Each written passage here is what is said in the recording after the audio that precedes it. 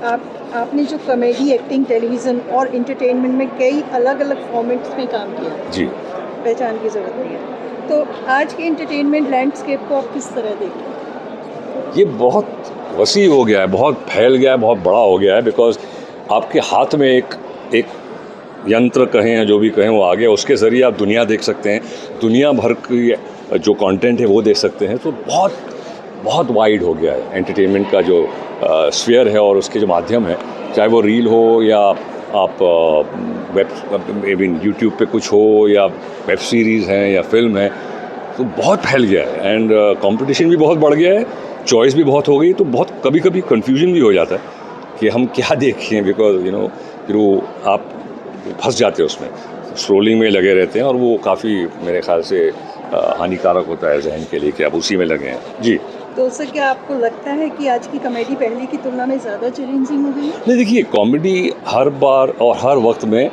कुछ कॉमेडी ऐसी होती है जो हमेशा के लिए वो वैलिड है, वो किसी या वक्त में दूर नहीं है। अभी जैसे कि आप चार्ली चैपलिन साहब को ले लें या लॉरेल हार्डी को ले लें, तो 100 साल बाद भी आज आप उनको देख के हंसेंगे और वो रेलेवेंट रहेंगी, बिकॉज वो ह्यूमन एलिमेंट्स हैं, जो इमोशनल एलिमेंट्स हैं कि वो भाई कोई मरेगा तो आप रोएंगे, कोई खुश होंगे तो आप हंसेंगे। ये बेसिक इमोशनल क्वालिटीज़ हैं, तो वो हमेशा दे आर इटर्नल।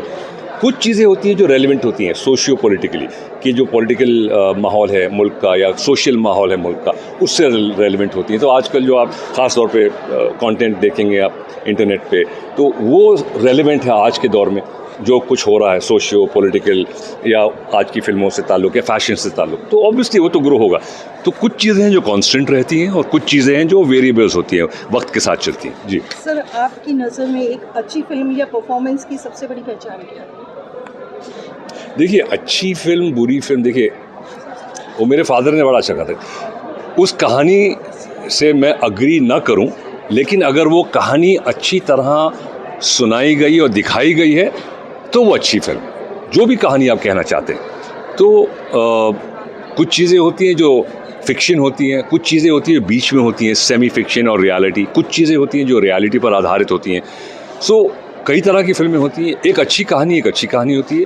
कभी कभी कहानी के पीछे नीयत क्या है वो भी ज़रूरी है, बिकॉज फिल्म की एक नीयत होती है कि आप क्या कहना चाहते हैं या क्या दिखाना चाहते हैं। आप सिर्फ एंटरटेन करना चाहते हैं या कोई किस्म की रियलिटी दिखाना चाहते हैं या जजमेंट दिखाना चाहते हैं, तो दैट्स अ चॉइस। एक्टिंग, आप जो भी कैरेक्टर प्ले कर रहे हैं आप वो प्ले करें मेरे हिसाब से। वो कुछ लोग कहते हैं अंडर प्ले मेरे हिसाब से is not a right word. अगर आप अंडर प्ले कर रहे हैं तो फिर आप प्ले नहीं कर रहे हैं। जो कैरेक्टर की रिक्वायरमेंट है, अगर उससे ये प्ले करना है तो ये प्ले करना है, यहाँ नहीं जाना है, यहाँ नहीं जाना है। तो जो आप बोलते हैं ना ओवर एक्टिंग तो लोग समझते हैं, लेकिन अंडर एक्टिंग क्या है?